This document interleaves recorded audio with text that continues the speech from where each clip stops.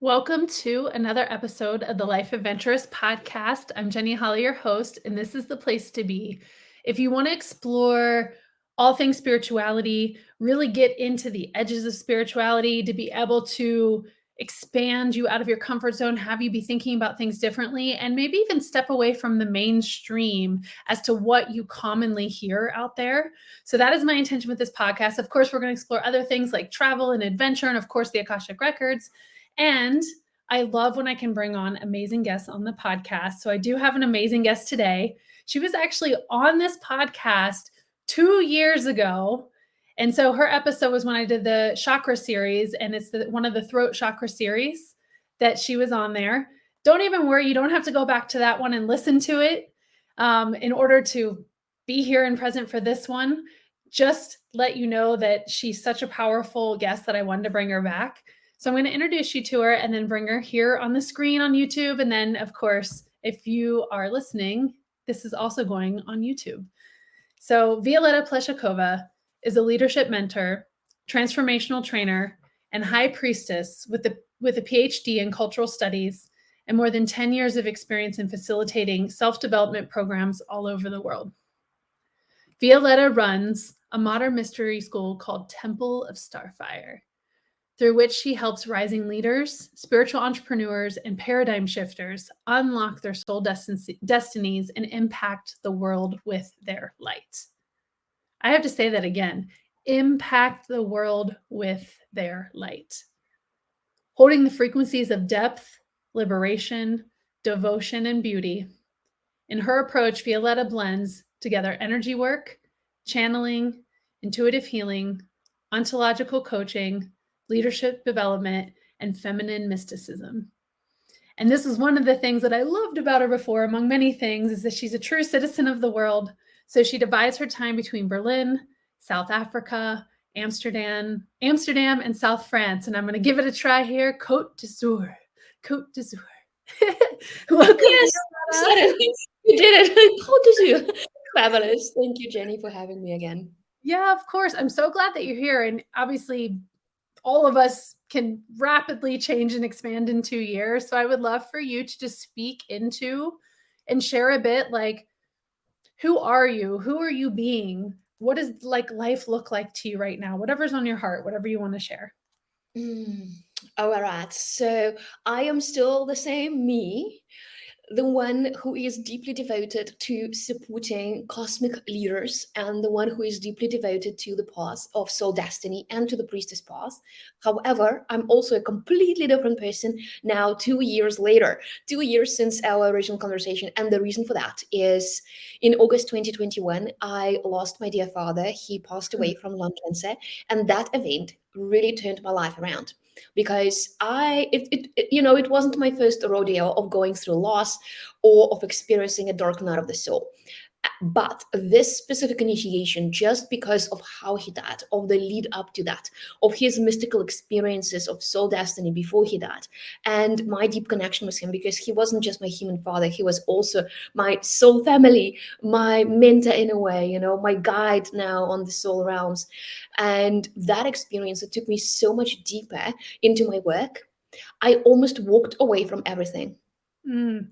In that grief experience, I really touched that 0 point of nothingness, of absolute deconstruction of my identity, my spiritual identity, my self-identification and self-image as a spiritual business owner, a leader, and whatnot.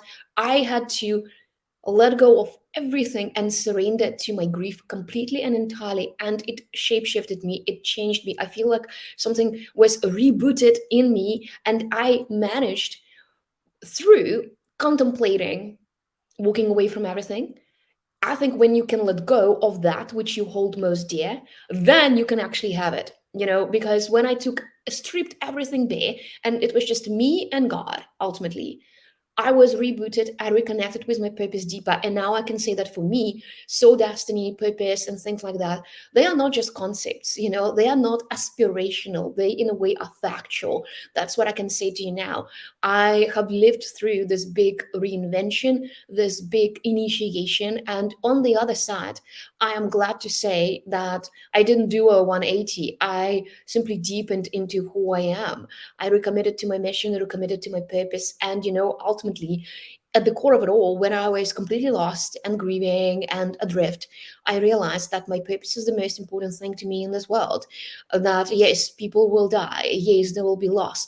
Yes, there will be deep void every once in a while. But there is one thing that I can have, and that is my connection with my soul, my direct access line to something greater, which I personally call God. Maybe some people call it source, universe, the divine, whatever you want to call it. But to me, I rediscovered that line. And for me, it's not a concept, it's a deep lived experience. And now I feel it has given a completely different undertone to my work. I feel almost, I've always been slightly edgy when it comes to all the spiritual concepts, but now I feel like, okay, I've got nothing left to lose. I've got nothing left to prove. I've got nobody to impress. I'm just here as a representative of something greater. I'm here as a vessel. I'm here for soul destiny. And, I'm here for powerful paradigm shifters who do not want to settle for anything less than soul destiny. Because honestly, I've come to believe that if it's not your soul destiny, you're just wasting your time. That's what my dad came to discover, during his last 2 months of life. He was like, whoa, I lived my life in such a wrong way, pursuing things like money and status and business success. And yes, he had all those things, but ultimately he realized that his soul mission was to be a spiritual teacher. But it was already too late. His body was way beyond repair, so he could not follow that path. Mm. And I was like, whoa, if the most amazing man that I know is here on his day's bed, realizing that if it's not your soul destiny, it's essentially worthless. Why do anything else? So it's my deepest devotion to help people, especially gifted people who are cosmic leaders, who are meant to be elders, who are meant to be, magicians of this modern time. It's my deepest desire to help them amplify their light so that they can create the impact that they came here to make. And it breaks my heart to see people get stuck, or people, not live on their true destiny timeline. And I feel like it's my job. That's why I wake up in the morning. And it doesn't even matter. Things like personal happiness no longer matter to me that much.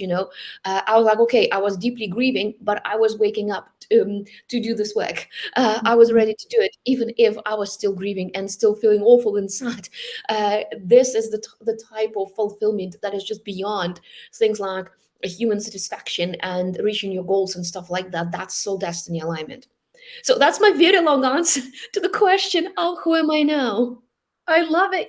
There's so many directions that we could take because I'm like, oh, I get that. I get that. Oh, yeah, I feel that. I felt a lot of what you were saying. Like, and the way that the chills were showing up for me was like deep, grounded chills, not just like chills. Like, they were like really deep, grounded chills as you were unpacking that. And one of the things that I want to share with the viewers, my audience, the listeners, like the thing, not one thing. I was going to say the one thing, but there are multiple things I love about you. And one of the things that I admire so deeply is your commitment to devotion and what that means to you. And I know that you recently unpacked it in one of your containers that you did. And I've actually referenced your work on previous podcast episodes, like when I'm like, oh, lean into your edges. And people are like, oh, I love that. I'm like, yeah, Violetta Pleshakova. Or I'm like talking about devotion and really admiring what that is and what that means to you.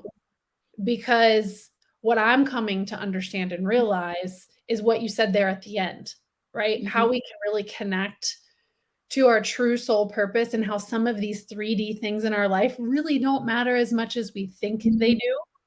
Yeah. And so I wanted just to say that, like, that I really appreciate that about you. And Yeah. I want to invite the listeners to open up their mind, because what we're going to talk about today and what Violetta is going to share is that word that she said with paradigm shifting, is to really help you to look at things differently. It's as if you're looking at something and you think it's purple, and you're looking at it, you think it's purple and you believe it's purple, but Violetta is going to show you that it might be like red or pink or blue. And you can still think it's purple, but like maybe there's like a different way to look at it. So just open your mind and see what really resonates with your soul. And so today we're going to really dive into soul destiny, timelines, soul alignment, and what like the straight to it thing is an alternative to manifesting. So like everybody's talking about manifesting. We all want to manifest these things in our life. But where I'm curious what your thoughts are is, so if we talk about manifesting, right? And this is perfect based on what you're talking about, like manifesting this business and manifesting the money and manifesting these things. People want that. But your dad found that he really had a soul purpose and a soul destiny. So just unpack what some of your thoughts and beliefs are around this. Okay, I'm just tuning in to see what's the best entry point, because we could address that from so many angles. Yeah. And now, okay, I'm gonna speak about this in the following way. So firstly, people need to remember that they have personal power. That's the value of different manifestation teachings. And they usually are based on the tenet of you can have whatever you want, you can create whatever you want. But to me, that is A, slightly problematic, because it's based on meritocracy, which is simply not how the world works. And B, it is incomplete, because personal power is not all that there is. I think for many people, the value of manifesting, and that's why it is so attractive, is because it allows people to flex their personal power. Yeah, that's what my dad was doing. He was flexing his personal power, and he was a very spiritual man. He read all the books. He was into runes. He was into this, into that, into yoga. He read all the classics when it came to manifestation and so on. I recently found his diaries where he was like journaling affirmations, for years. It's like, whoa, this and this and this and this. This gave me insight into what was going on in his head, and he loved discussing it with me. So, but personal power only keeps you on that level, on the level of personal reality. And yes, everyone can improve their life circumstances, but very often manifestation teachings and personal power focused pronunciations, like you can have whatever you want if you just work hard enough. Unfortunately, it is simply not the reality in the world, where we have systemic injustice, where we have very problematic emanations of late stage capitalism and so on and so forth, where unfortunately, as everybody knows, unless they're living under a rock, it's not like good people get all their desires fulfilled. If that was the truth, everybody would be rich, everybody would have their fabulous romantic partner, but it's simply not the truth. And unfortunately, a lot of coaches in the manifestation space then turn the tables and tell people, oh, you are just not doing it right. You need to try this and this. Or you are just not believing it. Like they make it your fault. Like it's not like the manifestation teaching is flawed and incomplete. It's like you are wrong, you are not working hard enough, you are not doing the right things. And I take issue with that, because I have seen so many good people, genuinely good people, not get what they want, not for the lack of trying. Not for the lack of trying, not for the lack of devotion, but because there was some other plan in motion. And also because some things just happen the way they happen, because we do not live in a perfect world, and we do not live in a world where everybody gets what they deserve, because everybody deserves happiness, but a lot of good people are suffering, and there is no explanation for that. Okay, so that's one entry point. Secondly, I mentioned, yeah, personal power. All right, so on some level you have flexed your personal power, you realize that you are a powerful creator and you can manifest this and manifest that. But I also noticed that for many people, they still feel that something is missing, and that something is not money, that something is not things, that something is deeper. It's meaning. It's meaning, and it's the sense of alignment. It's the sense of miracle. It's the sense of magic that has nothing to do with how quickly you can sell out your program, how big your house is, how many romantic partners you can attract. None of that, because unless you are really living in deep integrity with your soul, you will feel that your life will either be course corrected by your soul, or you will go into what I call inorganic timelines, where people continue manifesting and creating on a timeline that feeds into this whole phantom reality, which is like its own closed system, especially in the coaching and online spirituality world, where it's like, they're just ignoring anybody who tries to argue with them. They're like, okay, and it's fun. Okay, fine. For some people, that's what they signed up for. That's their soul journey. Good luck, bless you. I don't want to say that this is wrong, but I'm just pointing out that it's incomplete, because beyond personal power, there is also soul power, and there is also source power slash God power. And so I want to bring in the following question. When you say I can create whatever I desire, or when you ask the question, okay, how can I, what do I really want? I'm asking, who is wanting that?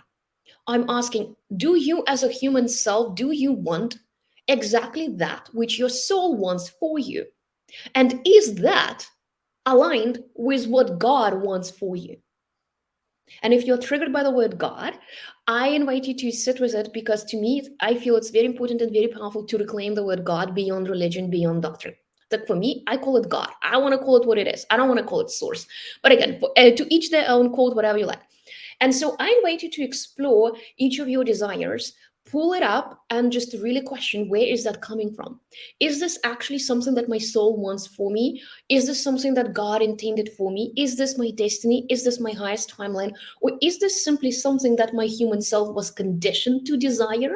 Or is this something that I'm picking up from the field? Is this something, some kind of regurgitated subconscious manifestation of my ancestral imprints? Many explanations for that. And I think, you see, I'm doing a lot of thinking currently about the state of the world. I am bothered by what is happening, what we are doing to the planet. And I'm reading this fascinating book. I don't know if you're familiar with it. It's called Less is More. It's about degrowth. It's by Jason Hickel. It's a fascinating book.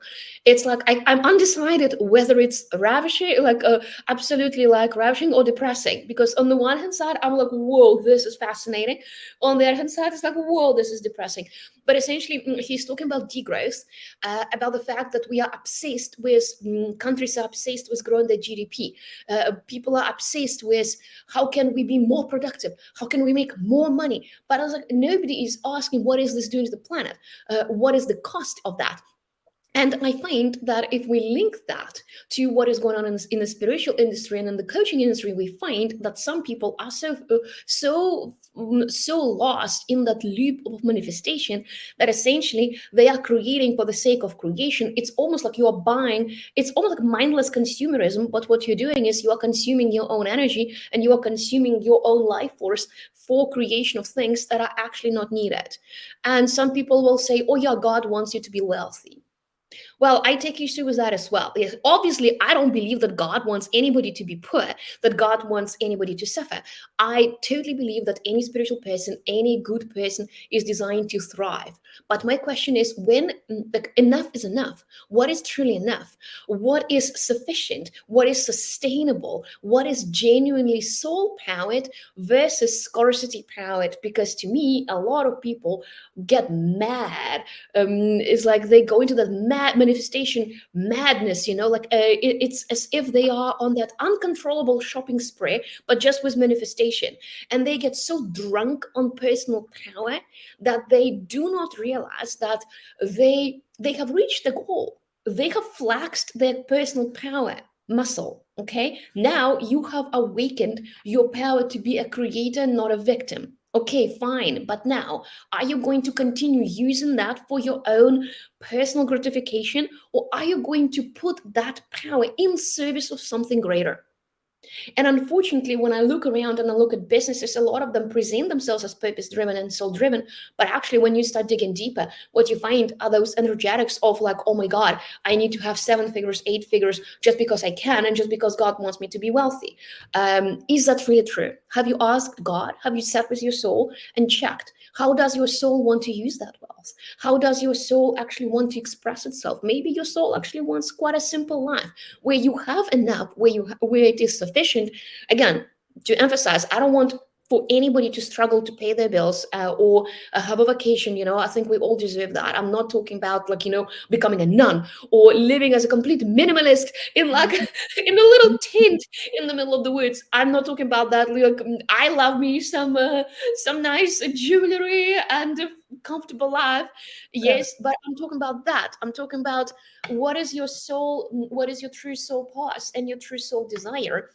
And I think a lot of us are put on this planet to serve our collective awakening and to serve the process of a bigger paradigm shift where we are moving away from the systems that are broken, from the systems that are flawed. And if we just continue staying in our own like narrow-minded reality of, oh my God, what do I want? What do I want to manifest? How can I be happy? And do not think about the collective and the impact of our manifestation on the greater whole, I do not think we are ever shifting that paradigm. So to me, anything that is purely selfish, it's just not my reality. I want to think about the greater good, and I want to think about subtleties and nuance. I want to think about, okay, great, you have flexed your personal power, you have unlocked that. Now, can you surrender that in service of your soul's mission? What is actually your soul mission? And soul mission is quite interesting because I feel that there is a difference between soul destiny, soul purpose, soul mission, and soul assignments. Those are slightly different things. In a way, yes, everybody's purpose is just to exist, to experience life, and just to be here. But many of us have specific missions that we agreed to fulfill. And that's why a lot of people have that, nagging sense of like, there is something else that I'm meant to be doing. Like I've even met people who are highly successful, who have a thriving business, but they're like, okay, I could continue doing that and have a comfortable life. And okay, I know how to play the field. I know how this works. I know how to kind of get the algorithm to work for me and whatever. But they feel like there is something missing because some codes have been installed into you that mostly have to do with things that are unexplainable, things that are not quantifiable, and things that have nothing to do with any external metric of success. Because those assignments, sometimes they are, well, how do I call that? Yeah, they are non-linear. They are non-linear, and they have very little to do with our personal fulfillment. They have more to do with service and contribution. Yeah. So those are some thoughts on the matter. I'm happy to elaborate on what I've just said. Yeah. Just tell So, me, what shall I pull and expand on? okay. So I'm just going to kind of what I capture, what I heard from that. And of course, Mhm, it may not be what you said, but this is what I captured. I captured two things when we were talking about manifesting. One, the first part is that, and this is how I interpret it based on like where I'm at. mhm, So with manifesting, I feel like what was uncovered in what you shared there, what I saw is that it's as if there's like, this is not concrete. So it's like there's three levels, right? So like level one of learning of someone's level of consciousness, their level of depth is the personal power. So stepping into mhm, their personal power, understanding that they are worth, understanding and really believing that they can have everything. So there's that shift into understanding and breaking free of lack and limitation. Then like the second level gets into where you were talking about, where it's like you're mad if you don't get what you want and you're like manifesting loops and you're like kind of caught in this cycle because you want something and you're putting everything into it and you're looking for manifesting coaches and you're looking for why is it not coming to me, when really it may not be coming because maybe it wasn't meant for you, or maybe it's the timing, or maybe it's coming from your brain or your ego and not your soul. And then I heard like a third deeper level, which is really what I feel like this is the second half, is that you're inviting us, the world, to have a paradigm shift, to not necessarily even have to go through a level one and level two, mhm, to be able to just come straight into this place where we mhm, can really tap in from a mhm. different perspective and not buying into some of these levels. Although I do feel like even in your paradigm shift, owning your personal power would still be a huge part of it. Um, Absolutely, yes. Yeah, because I Mhm, feel like, mhm, if we stay kind of in this paradigm, is that, we have levels of consciousness, and as we learn and grow, we have to go through these cycles because, you kind of have to learn this before you go to this, before you go to this. mhm. And Yeah. you don't always have to do that either. But, Mhm, that's sometimes how we unfold. And by listening to this podcast, this is unlocking codes for people to be like, whoa, I thought I had to keep playing in this cycle, that mhm. there's another deeper way to this. Yeah, yeah. I want to introduce now two concepts. One is what I call the vessel way, and another one is what I call soul power. So I think this will speak to listeners who are playing in the realm of, okay, connecting with who am I really, who I am beyond my human identity. Maybe people who have had deeply mystical experiences, maybe people who have gone through initiations of loss and grief, or simply personal initiations where you realize that at some point you have to get out of the way. your human self has to get out of the way. Or maybe you have had personal little magical experiences, reference points of feeling connected with something that is greater than you, feeling connected with maybe your soul, maybe your spiritual team, maybe source, God directly. And if you've had such experiences, you begin to realize that, yeah, there is something greater than just this human self. And in a way, the human self is designed to be a vessel. That's why I call this new paradigm the vessel way. And obviously, it's not for everyone. Some people are not coded for that. Some people, it's not even necessary for everybody. But I do believe that many people who are called to be spiritual entrepreneurs and who see themselves as leaders, or they want to be leaders of this new earth, or they are spiritually gifted, they struggle within the mainstream spiritual narrative. They struggle within that whole personal development space of mindset and manifesting, because they are coded to go deeper. And it's not a hierarchy, by the way, that one is shallow, another one is deep. It's just two different realities on the same spectrum of human existence. But if you are coded for the vessel way, you probably relate to things like being a priestess, being an alchemist, being a transformational being, being magical, being a starseed, and things like that, where you feel that within your human self you contain light codes. Some of us humans, I believe, carry angelic DNA. We literally have pockets of hidden light within our genetics that that had to stay dormant for centuries because it was not safe to unlock them. And I think we talked about it when we had the throat chakra episode 2 years ago. I think it was about that, like speaking your truth and allowing your voice to be heard. And now we're back at the same subject from a different vantage point. That's why I say impact the world with your light. And that happens through emanation. And so here, soul power comes in. Yeah. So your human self becomes the holy grail, it becomes the chalice into which your soul begins to download its essence. Yeah. So you can visualize this as this. So you are a vessel, and essentially you even want to get out of the way. This will especially resonate for feminine essence beings. I was walking in Cape Town doing my favorite walk on Clifton Beach, and it's a magical place for me. I get all kinds of downloads there. And so there I was walking, and suddenly I heard the words, I'm not here to make things happen, I am here to receive. Whoa, I had to stop and type it into my notes app to unpack it later, because I was like, whoa, I'm here connected with nature. I feel the presence of God. And here this insight comes. I'm not here to make things happen, because as a human being, even with my personal power, my resources are limited. I can only do what I can do 24 hours, 7 days a week. It's limited. Yes, I can expand my capacity. But then again, why are we so obsessed with productivity? Why are we so obsessed with appropriating our own life force? Why are we essentially colonizing our own bodies and applying capitalist production principles, trying to optimize our day? What if our capacity is perfect? What if what is necessary is to align it with our soul destiny? What if we don't have to overwhelm ourselves? And for me, like, I'm neurodivergent. I don't have the capacity to produce. I'll never have that capacity. So I absolutely refuse to squeeze more, to try and squeeze more out of myself. So, and I was like, I'm not here to make things happen. I'm not here to force. I'm not here to hustle. I'm not here to strategize. I'm not here to find shortcuts. I'm here to receive. As a vessel, I am seeded with divine ideas.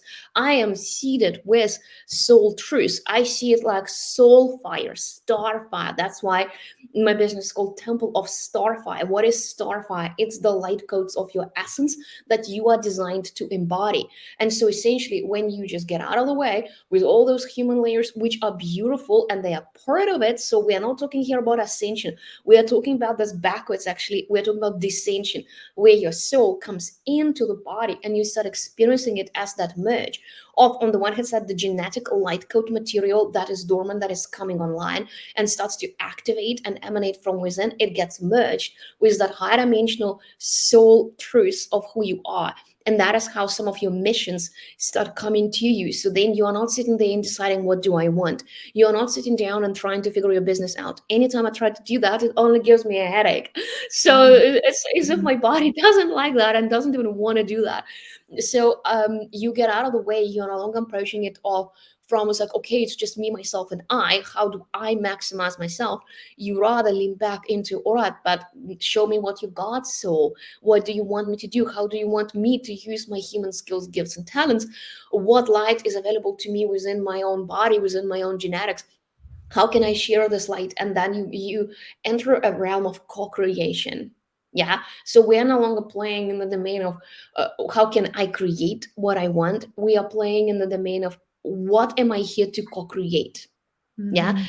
Because some of us are here, as I mentioned already, for something greater. We are part of this collective awakening, and we have assignments directly from higher planes. We have assignments from high dimensional councils of light. Some of us are members of those councils of light, taking in human body and being undercover agents of transformation.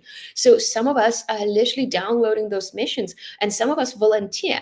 If something needs to get done on the planet, somebody will raise their hand and be like, "Yay, I'm a good vessel. I'm qualified for this. Give it to me." And then your soul will download it into you, and then you will turn it into something. Maybe you will turn it into art. Maybe you will turn it into an offering. So I do not sit down and think, oh, what shall I launch next? I receive it. It gets downloaded because I offer myself as a vessel for service. How can I, with my skills in transformation and facilitation and healing, how can I best serve the collective? What needs to be done? Who are my people? With who do I have soul contracts? Who can I serve? And this is the way I teach also spiritual business when I offer programs around that. Is like, okay, instead of planning and strategizing, like strategy comes after you download your soul assignment. Then your strategy is how to maximize that soul assignment, how to how to meet your soul assignment in the most optimal way. But essentially, all of us, many of us, are volunteers who are receiving those soul missions, and a lot of it was already preordained. And Jenny, I'm sure you know that from Akashic Records. Some Mhm. people have very specific assignments, very specific missions, and they have the burning desire to unlock it, and they come to you, and they come to you or other channels, and they're like, "What's my purpose?" Is one of the most common questions. People want to know the purpose because people realize that it's beyond just, okay, let me create a safe, nice, stable, happy life for myself. But what is the purpose? What is deeper? What is deeper? What is really there? Why am I really here? We are obsessed with those questions for a reason, because it's that innate code. I feel it's often in my heart or in the higher heart. This is where the God spark sits. If we are talking about advanced spiritual technology, this is our direct line to God, and that's how we can stream those assignments into the heart, and then they take shape. Then they go down into the womb space. There is the seeding happening, and then we carry out those creations as vessels, and we birth them, and then they are out in the world, and we simply become stewards of those creations. But they do not come from me, they come through me. That's the vessel way.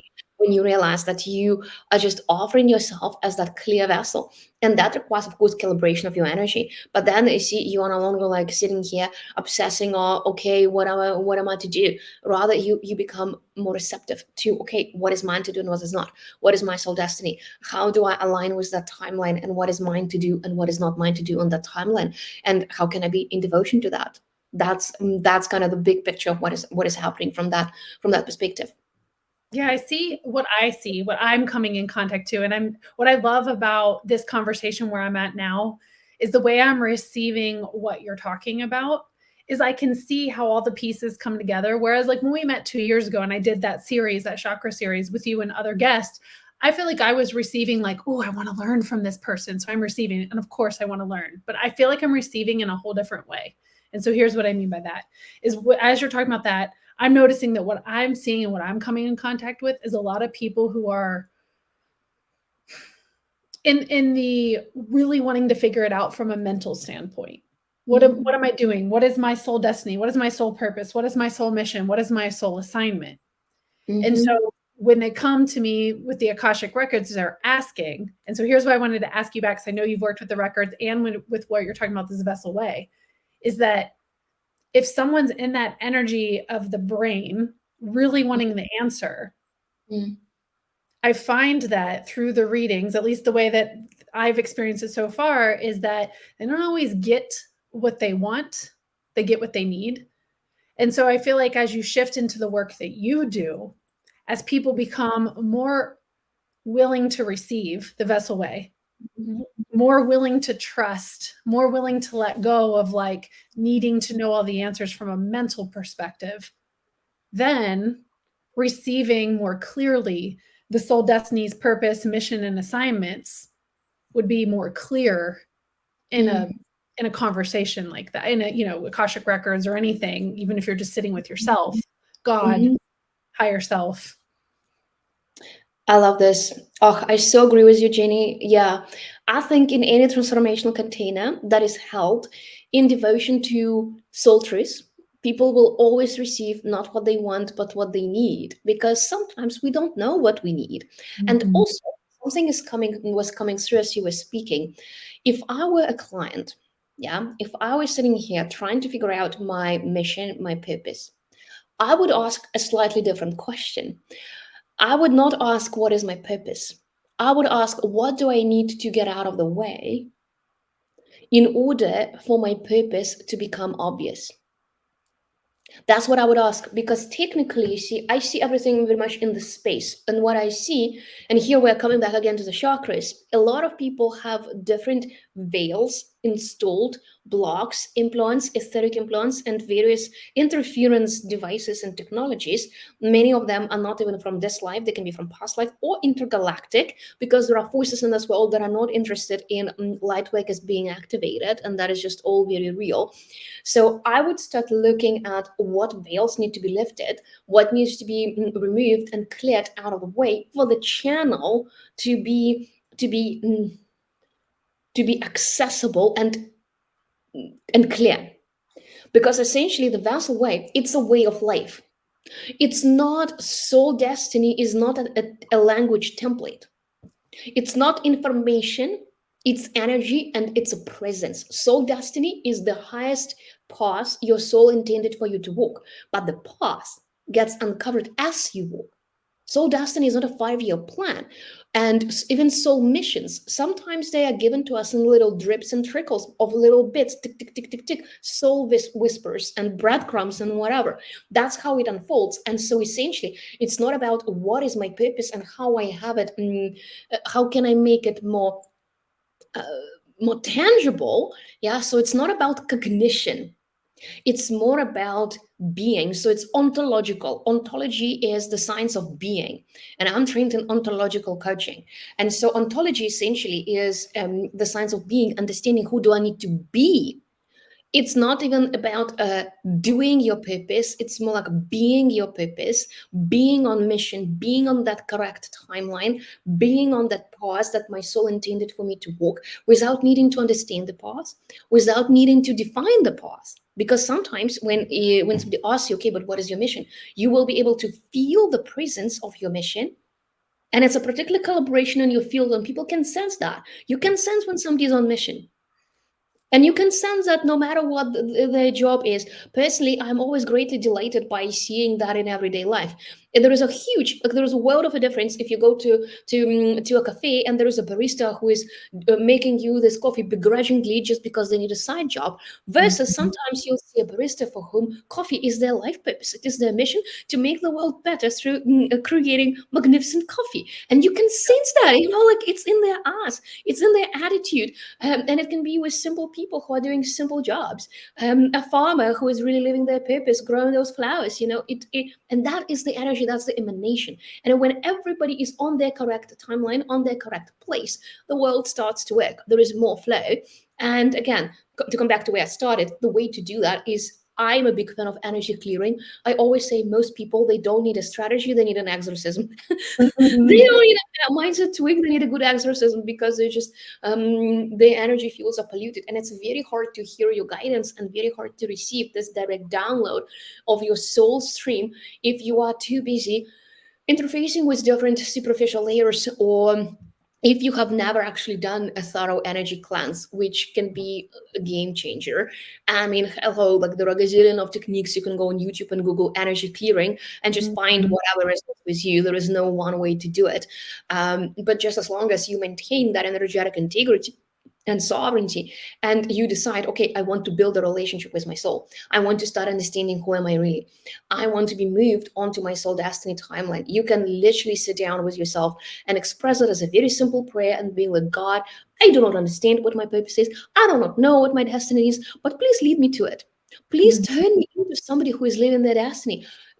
Make me change my being, change who am I being, so that my purpose becomes apparent to me. Yeah, make my channel unobstructed, remove all the interferences and all the overlays and veils, I want to see clearly. I want to have that access. I want to be that vessel. Fill me with your light. You can speak that to God, to the universe, to your soul. It doesn't need to be complicated. You don't need like a 5-step, 5-hour-long ritual or anything like that. And I think, yeah, because soul destiny and soul purpose, it's not a template. It's not a template. It's not. It's not. It's not a cognitive piece that you can unpack. It's an ontological piece that you become. You It's an become that. it's an It's a essence that you're connecting yeah. to. It's in essence, it's a presence, it's an emanation, it's a field, Mhm. and sometimes it can be already in you. And I'd go even as far as it's already coded in you. And the only thing you need to do is to get in touch with it and to remove all the layers that are covering it up. So when Mhm. you remove everything else, you find it because it is programmed. It is programmed to radiate from within. It is programmed to be fulfilled. So you gotta start looking for the synchronicities, for the miracles, for the breadcrumbs. You gotta start looking for the red thread because I bet you it's already there. And don't go far. You can look at childhood. Who are you when nobody's watching? Who are you in your most natural state? Who are you when you are just, with yourself? Mhm. Those moments. And of course, I just want to mention a little sideway for some people before they are ready to go into soul destiny and soul purpose. There is a whole chapter of healing, especially if there is an overlay of trauma. I don't want to discard that because like I'm very aware of the fact that this is a very privileged conversation to have. Some people are still trying to get their basic needs met and just create basic safety and security. So I think anybody who is even contemplating, okay, what is my purpose, that's a big privilege to be able to do that. So if that's not you and you still need to focus on healing and getting yourself to a place where you have the nervous system stability that allows you to receive purpose, then please do that. There is absolutely no shame in that. It's not like everybody needs to go and live their purpose tomorrow. If you are in a healing chapter, if you are in a self-discovery chapter, then this is your purpose. Because maybe your purpose right now is to learn to love yourself. And that's Mhm. as good a purpose as saving the world. There is Mhm. no hero to purpose. No purpose is big or small. But please know and give meaning to the current chapter that you're already living. Yeah, I love that you said that because one of the questions that was on my heart, because I know that there's people listening to this that are in this stage of when you're saying, or even when I say, or when any other teacher says, just receive, just be a vessel. A lot of times, what I hear in conversations and networking meetings and whatever is, I don't hear anything. They're not talking to me. Oh, it's not coming. Oh, I'm trying so hard, right? Like this state or stage where someone's at and wanting to be and desiring to be a vessel, yet Mhm. there's like this the way I view it is they're holding on really tightly and wanting the answer so bad that they're blocking it out. But based on your experience, what do you Mhm. suggest to shift people out of that? Or what can I feel like you've already said a couple of things, but we can even bring Yeah. up Yeah, again. as I already mentioned, clearing, Mhm. because you cannot receive if you are so full. It can be hard. For some people, it will be calibrations um, around the body level. It can even be as food, diet, whatever you take in. I'm not suggesting again to eat air, but Yeah. still there are maybe there are layers of pollution and interference that are coming from that. So you got to check that if you actually have clarity internally. And another thing that I want to say is if you're not hearing something, what I'm getting for some people, it is connected with not trusting themselves. For Mhm. example, if somebody grew up in a family that never valued their opinion, and if they had teachers who would always second guess them, or if they experienced things like gaslighting and abuse, where their voice and their truth was not welcome and was not honored, for some people, it lives as okay, they shut off their inner guidance. Because for some people, it can be very difficult to answer the question, who are you or what do you want? Because they're not allowed to even know that.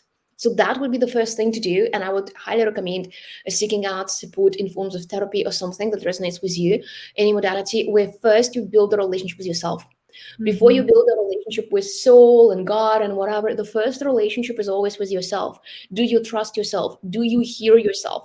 And when it comes to intuition and guidance, I always suggest for people who are just starting with that, it's like, okay, start trusting yourself on mundane guidance. Stupid things like, okay, what do I eat for dinner today? Where do I go for walk. Start with those mundane things so that you can build a bit of a reference point, in your subconscious, that it is safe for you to follow the prompts that you receive, and that what you hear is the truth. What you hear is correct, because for some people, the filtering switches on so quickly that they don't even allow themselves to hear their own answers to very basic questions. So Mhm. start slow and build that inner trust, because that will then take you to the next level. Okay, once you can trust yourself, once you can trust your own impulses and your own intuition, you can move on to the next thing, which would be, okay, is there anybody here? And essentially you are just interfacing with a larger universe. It's not like, there are some angels who will sit on your desk and dazzle you with rainbows and rose petals. It's more Right. like you're just connecting with yourself. To me, what is my soul? My soul is just a higher, purer version of me. It's Mhm. not something outside of me. I don't experience my soul somewhere up there that I need to fly up to the clouds. It's more like Mhm. it's within. And I think a huge piece that often gets lost in translation is we need to be very connected with our bodies, because essentially for many people, intuition and knowing and soul guidance will come through the body, and we take it for granted. We don't notice those subtle things. When you can go back and look at your life and be like, where did you get guidance and then you didn't follow it, but something in you knew, like, you knew you should not go to that party because you will have a horrible fight with your ex there, like you knew it. Something told you, don't go, but you forced yourself to go. And things like that, like, or so I will never forget, like, once I had the most silly thing. I was like, I needed to retrieve my parcel from the neighbors, and it's on the fourth floor where I had to climb 4 flights of stairs. And my guidance was like, they're not home, why would you go? But I'm like, no, I need my parcel. So I climb up, they're not there. And that happened 5 times, like 5 times. I was like, okay, good fitness, but why am I doing this? And I'm telling you, guidance can be even as mundane as that. It will tell you, don't even knock on the door because nobody's home. But no, Mhm.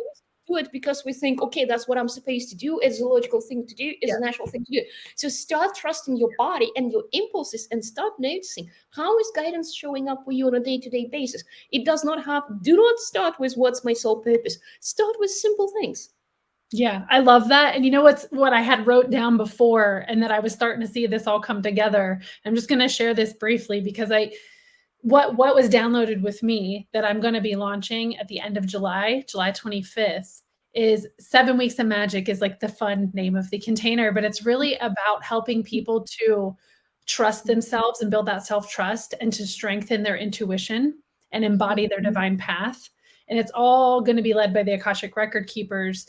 And what I love about it, I just love how you unpacked everything, because I've started sharing some of those pieces with people and I've started really going into that, because what I'm starting to see here, especially with where I'm at with this program, is like this is kind of like if you're already have that connection and you're already there and you're kind of like wondering, how do I break free from the traditional ways and you want to go deeper and you're feeling called to the priestess path and you're feeling called, from that, like going really deep. Like if you go with Violetta, like you're going to go super deep, right? Like this is Mm, like a certain soul calling. But before you mhm. go to Violetta, it's like you kind of have to have the self-trust and intuition, Yeah, because yeah, she's not yeah, doing that work. Like that's not what yeah, she's doing. And so if you're yeah. like, if you're activated by this conversation, but you don't have that piece, Mm. 7 Weeks of Magic could be something, and therapy like it's all nuanced. Like there's so many different Yes, layers to yes. this. Mm-hmm. Because I just love, I love being able to articulate in this fashion, kind of like the different layers of the experience as we go deeper, as we uncover those veils, as we get to know ourselves better. Because I think a lot of times, and of course it's difficult in podcast conversations and YouTube reels and whatever, Mm-hmm. all these different formats to touch every nuance that's out there. But I think just a lot of people hear these like pops that are out Mm-hmm. there of the people who have massive reach. And they're thinking Mm-hmm. that that is the way because that person has millions of followers or millions of subscribers and multiple books. And they think that that is the way to get everything Mm. they wanted. Oh, that's my pet peeve. I I, knew I was I going think, there. hey, no shade to people who have big followings. That's admirable. That's amazing. Congratulations. Happy for you. However, how do I put this? I think that a lot of people who are popular, they are, let's say, one step ahead of the masses. That's why they are popular. It doesn't mean that they are more advanced and that they are better. They are simply managing to deliver something that is quite palatable and that is very necessary. Not everyone has a soul contract to serve the masses. I so wish people would get that, Say that because, again. Please say yeah, that again. I'll say that again. Not everyone has a soul contract to impact the masses.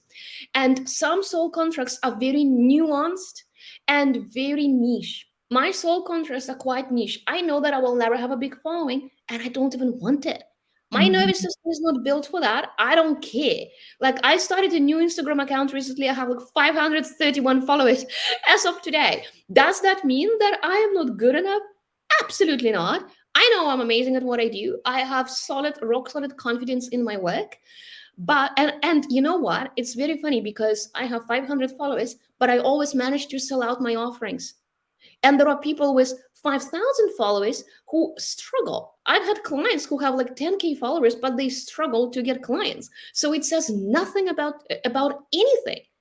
Literally, I also always say that some of my best mentors do not even have a website. It's purely word of mouth. I think we got conditioned to believe that all those statistics, all those vanity metrics, that they are representative and indicative of somebody's depths, of somebody's ability, of somebody's gifts. No, they are just indicative of somebody having a contract to serve a bigger audience of people, which inevitably makes it more, let's say, mainstream. I'm Mhm. not mainstream. I'm not good with beginners. That's not my contract. My Mhm. contract is, I think I'm soon gonna post about it or do like an Instagram live. I'm like wondering, is there a life after spirituality?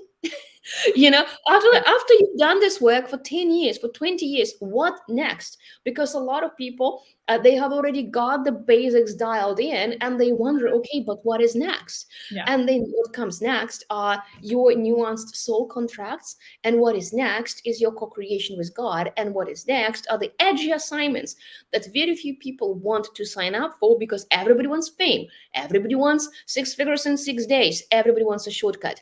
Nobody wants to sit here with a niche assignment that is meant for 5 people, okay?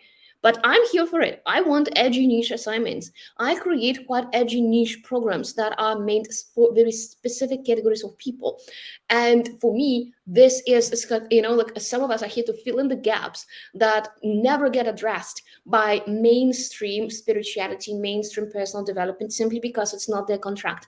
They are doing what they're meant to be doing, but then there are some of us that need to get over it. We need to unhook from the external validation. Because if you are on a spiritual business path and you are still counting your followers and likes and allowing that to dictate your sense of self and value, well, you're screwed, because then you're gonna drain your confidence. Do not do that. Please, I beseech you, do not do this. Okay? Focus on Mhm. your soul assignments. Derive your satisfaction from knowing that you are in integrity with your mission. Because this mission, it always comes with a plan. And if you are really channeling through that is meant for people, then through a particular configuration of energies, of course, it would take me an hour to explain. But like, trust that there are already people who have soul contract with you, and that you are meant to help them get out of your own way and stop doing what is not your destiny. Zero in on your destiny. Do what you're meant to do. Yeah, because I feel like what I am really resonating with right now that I would love to point out for followers, listeners is, and this is something I did about 3 years ago, starting to realize, right? Like this bubble of what you view as reality, what you view as truth when it comes to business and vanity metrics and everything you just unpacked, is unplugging from that bubble and realizing and recognizing that there are people like Violetta out Mm, there who are yeah. offering a deeper dive into what it is you desire. Because Mhm, what happened with me is I got sick of trying to do the 6 figures in 6 seconds, which is mhm, something I didn't even really like. I wanted from an ego perspective, and that's part of my journey, like really disconnecting from the need and the desire for money.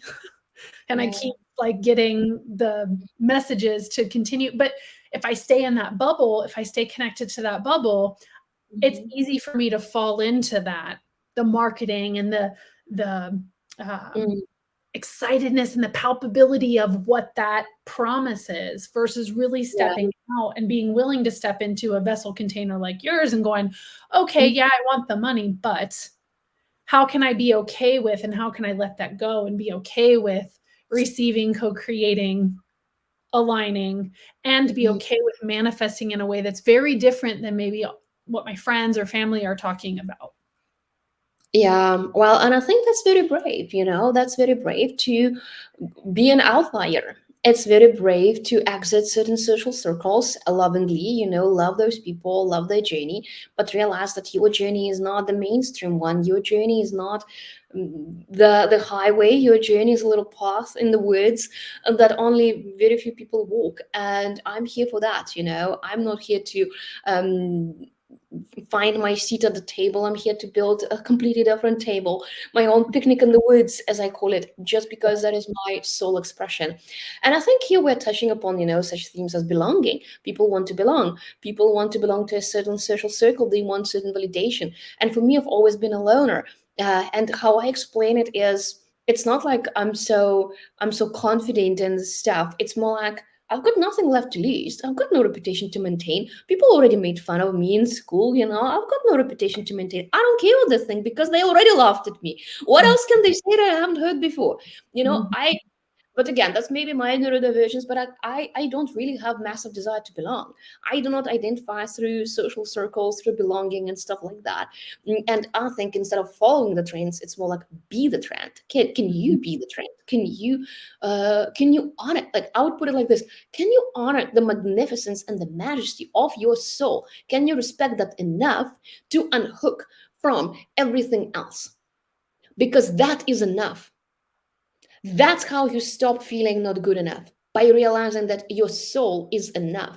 And if you enter that relationship, you will never be hungry again. You will never crave external validation again because there's so much. There is so much that your soul wants to give you. There is so much that God wants to give you. There is so much love and so much support on the inner planes when we start to interact with our own deeper being. That's the nectar. That's the elixir. That's the streaming soul through soul destiny starfire. That's where to me the real gold lies. Everything else is just to me is like chasing the shadows. And how I see it, when you really anchor in your soul essence, everything else, recognition, clients, money, it becomes a byproduct. Mhm. It's not the end game, it's a byproduct. Yeah. But the end game is alignment. That's the end game. So I'm feeling like, and I don't have words for this, so I'm just going to like send this to you energetically, but I'm feeling like there's something else that is really important and palpable. Like my hands are sweating thinking about it. Like there's something else that is meant to come through that we haven't touched on, or that kind of, I don't even Mm, want to say wraps this all up, but that's kind of, I'm like getting a vision of a circle that kind of mhm. just brings this all together. So I want to give you the space for that. Oh yeah. Okay, so what I'm getting is the following. I've been recently sharing with people in my program that vision, the vision of ancient giants awakening. Giants, obviously, metaphorically, and those, as I already mentioned, we are the elders, the council members, high dimensional souls who are highly coded, who are deeply talented, who are deeply loving. Many of us are sent here directly by Cosmic Mother, Cosmic Father to correct some of the broken codes in the planetary template.